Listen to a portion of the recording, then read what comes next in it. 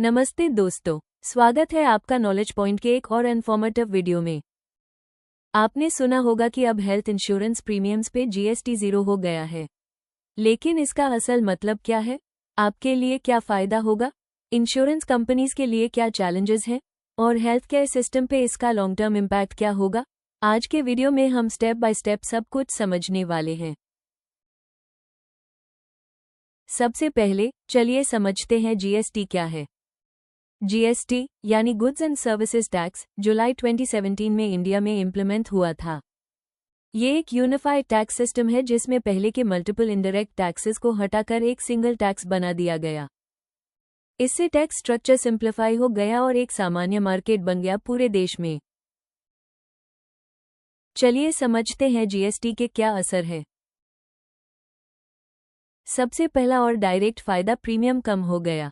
Example के लिए जो पॉलिसी 20,000 रुपीज़ की थी और 23,600 रुपीज़ पड़ रही थी, अब वही सिर्फ 20,000 रुपीज़ में मिलेगी, मतलब 3,600 रुपीज़ की saving.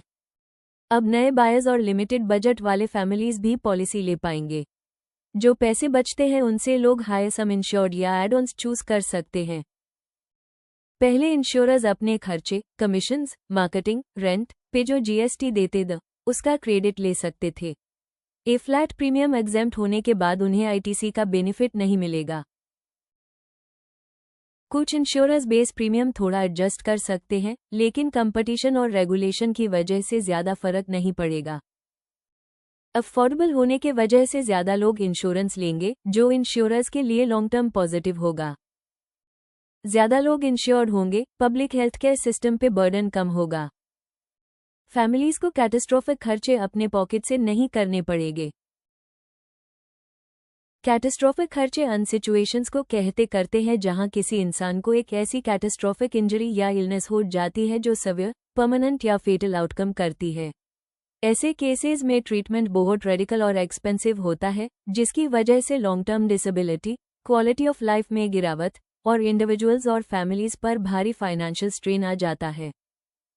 Overall health care ecosystem strengthen होगा। तो दोस्तों, अब चलिए देखते हैं इस पॉलिसी के बड़े फायदे। अफोर्डेबिलिटी और एक्सेसिबिलिटी इंप्रूव होती है। हेल्थ इंश्योरेंस को लग्जरी के बजाय नेसेसिटी के रूप में देखा जा सकता है। फैमिलीज के फाइनेंशियल स्टेबिलिटी में मदद मिलेगी। प्राइवेट हॉस्पिटल्स और फैसिलिटीज में ज्यादा लोग ट्रीटमेंट अफोर्ड कर पाएंगे। प्रिवेंटिव हेल्थ केयर और अर्ली डायग्नोसिस बढ़ेगा, जिससे एक हेल्थियर नेशन बनेगा। इंश्योरेंस सेक्टर में इन्वेस्टमेंट और इनोवेशन को पुश मिलेगा। अभी तक तो सब फायदे ही फायदे दिख रहे थे, लेकिन कुछ चैलेंजेस भी हैं।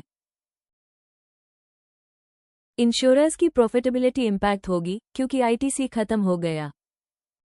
कुछ कंपनीज बेस प्रीमियम्स थोड़ा इंक्रीज कर सकती हैं।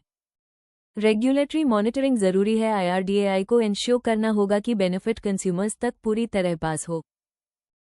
मार्केट कंपटीशन से स्मॉल इंश्योरर्स पे प्रेशर बढ़ सकता है। इससे और बेहतर समझते हैं एक केस से। दुनिया के और देशों में भी इंश्योरेंस टैक्सेशन को लेकर एक्सपेरिमेंट्स किए गए हैं। जैसे यूके में 1990 में प्राइवेट मेडिकल इंश्योरेंस पे सीनियर सिटीजन्स के लिए टैक्स रिलीफ इंट्रोड्यूस हुआ। एम था NHS का प्रेशर कम करना, लेकिन 1997 में इसे हटा दिया गया क्योंकि ये ज्यादातर हाई इनकम ग्रुप्स को बेनिफिट दे रहा था और इंश्योरेंस पेनिट्रेशन पे सिग्निफिकेंट इम्पैक्ट नहीं पड़ा। इस एग्जाम्पल से हमें सीखना चाहिए कि पॉलिसी डिजाइन और इम्प्लीमेंटेशन इक्वली इम्पॉर्टेंट है।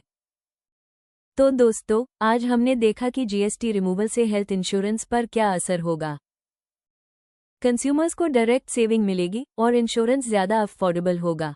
इंश्योरेंस प्रोवाइडर्स को ऑपरेशनल चैलेंजेस फेस करने पड़ेंगे, लेकिन डिमांड बढ़ने से उनके लिए भी स्कोप है और हेल्थ केयर सिस्टम को लॉन्ग टर्म में पॉजिटिव इम्पैक्ट होगा।